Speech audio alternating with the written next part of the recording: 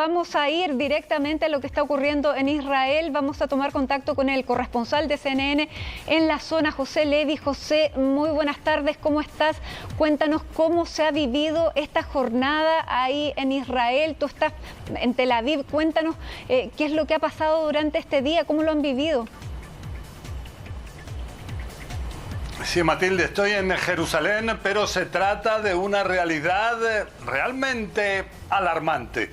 Estamos viendo que la situación está llevando a una escalada tremenda.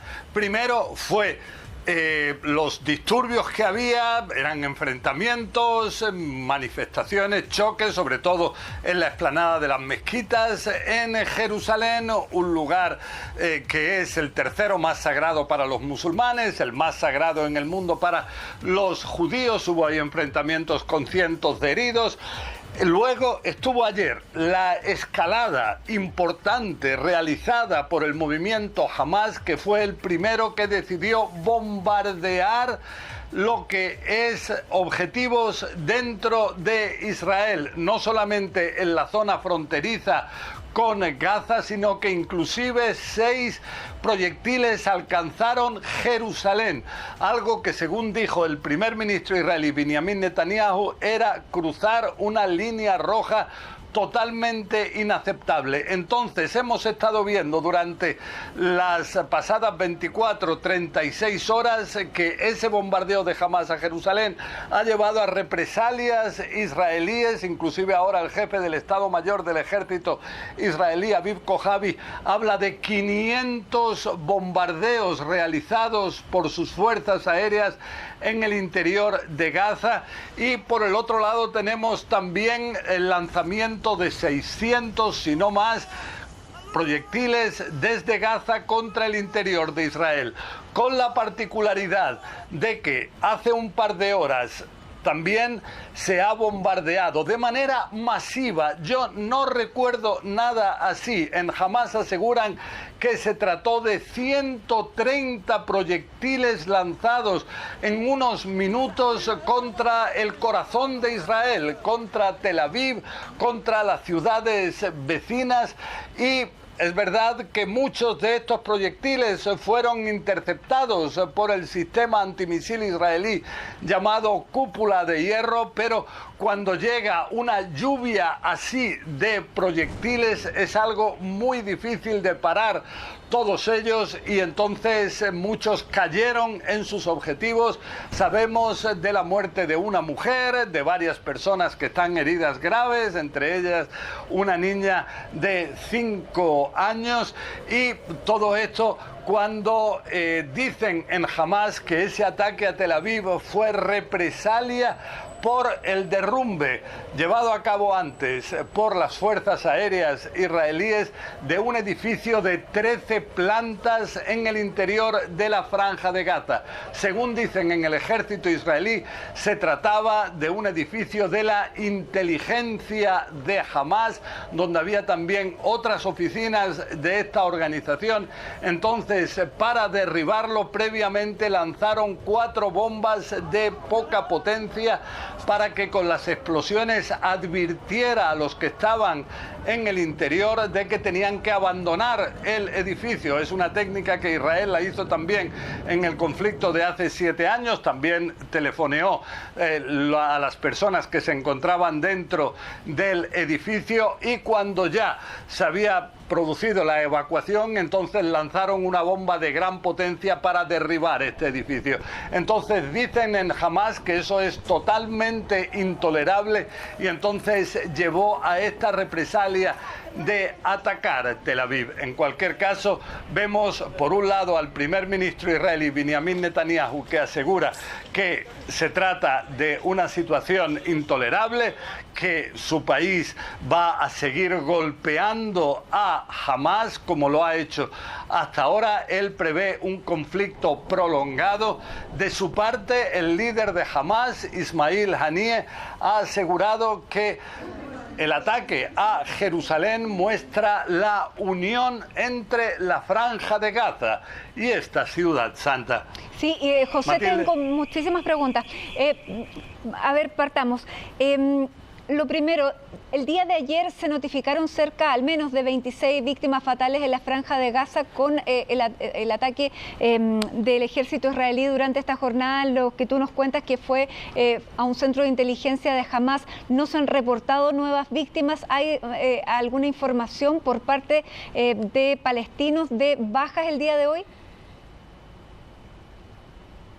Sí, efectivamente, vemos que hasta ahora las autoridades sanitarias de la Franja de Gaza aseguran que ha habido 30 víctimas mortales, de ellas 10 niños. Lo que sí es que los israelíes aseguran que ha habido decenas de milicianos, de miembros también destacados de Hamas y la Yihad Islámica que han perdido la vida.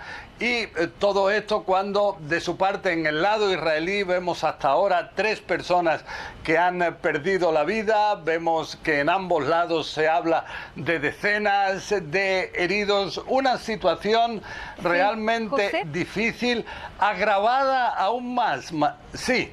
Sí, lo otro que te quería preguntar, tú lo planteabas, nunca habíamos visto que directamente los misiles palestinos llegaran a suelo israelí, por lo menos con esta cantidad que hemos visto durante esta jornada. Hubo incluso varios que cayeron en una refinería. ¿Cuál es la situación a esta hora con esas explosiones que vimos durante la tarde? Y me gustaría que me contaras tú tu experiencia personal con esta cantidad de sirenas que han sonado durante prácticamente todo el día. Incluso veíamos un equipo de CNN que tuvo que evacuar una zona donde estaban despachando precisamente porque empezaron las alertas de estas sirenas.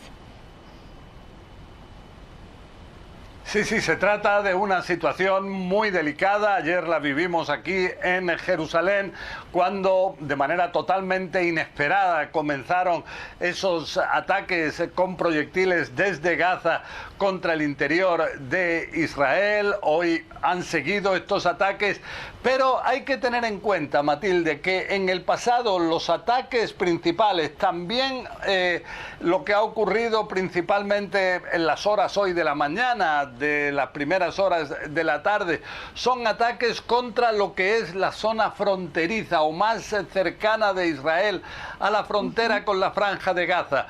Ahí han sido lanzados unos 600 proyectiles durante las pasadas 36 horas, digamos, pero el hecho, por ejemplo, de atacar ayer a Jerusalén, eso es inusual, y atacar ahora a Tel Aviv también lo es. Es verdad que en el pasado hubo ataques a Tel Aviv y también a Jerusalén, pero con la intensidad con la cual ha sido bombardeada ahora Tel Aviv, esto creo que es sin precedentes, al menos en las últimas 3 décadas. Estaba en 1991, cuando yo también cubrí lo que eran los ataques de Saddam Hussein de Irak contra Tel Aviv con proyectiles Scad, pero esto de proyectiles lanzados por milicias desde Gaza con esta intensidad y esta simultaneidad, ya que estamos hablando, según dice Hamas, 130 proyectiles en unos pocos minutos.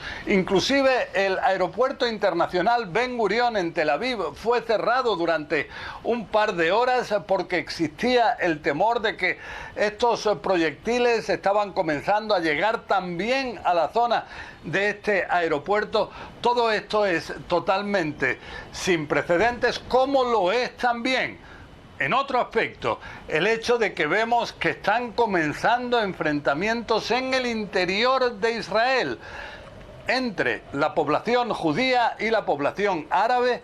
El centro de estos disturbios, en los cuales aparentemente también se ha prendido fuego a sinagogas judías y también a un gran número de vehículos en la ciudad de Lud, que está muy cerca precisamente del aeropuerto Ben Gurion de Tel Aviv. Ahí han decidido ahora el primer ministro israelí, Benjamin Netanyahu, enviar fuerzas de seguridad especiales para intentar imponer el orden. O sea, vemos una tensión, Matilde, no solamente entre israelíes y palestinos, sino también entre israelíes judíos e israelíes árabes, que también son palestinos. palestinos. Sí, una situación Matilde. tremenda. Ahora, José, Benjamín Netanyahu estaba con la imposibilidad de formar gobierno con una situación como esta, entre comillas, ¿puede ser un empujón para que pueda finalmente alcanzar la mayoría necesaria para poder conducir al país ahora? Bueno, ahora es difícil saber qué es lo que va a ocurrir. Se cree que la posibilidad que se veía hace 2 o 3 días solo, totalmente real, que Naftali Bennett pudiera, el nacionalista Naftali Bennett, pudiera formar un gobierno con prácticamente todo el panorama político israelí que se opone a Netanyahu, que incluye inclusive partidos árabes, un partido israelí islámico y también miembros de la izquierda pacifista, de Paz Ahora, de todo esto, pero todos unir fuerzas para llegar a un gobierno de unidad nacional. Todo eso aparentemente ahora se ve muy, muy difícil. Las tensiones, como decía antes, entre la propia población israelí son enormes y ahora un gobierno así se ve como una utopía. Junto a esto está otra opción, que sería, si la situación realmente llega a ser aún más peligrosa, llegar a algún tipo de gobierno de unidad en el cual también estuviera Netanyahu, también estuviera Naftali Bennett. Por ahora no se habla de esa posibilidad, pero cuando se está viendo cómo la situación pasa a ser cada vez más peligrosa, no sería de descartar que también esas posibilidades comenzaran a ser reales. Por ahora, la posibilidad de que se forme ese gobierno alternativo que se hablaba estos días, encabezado por Naftali Bennett, con el apoyo también de los árabes islámicos de nacionalidad israelí, se ve como una posibilidad enormemente lejana.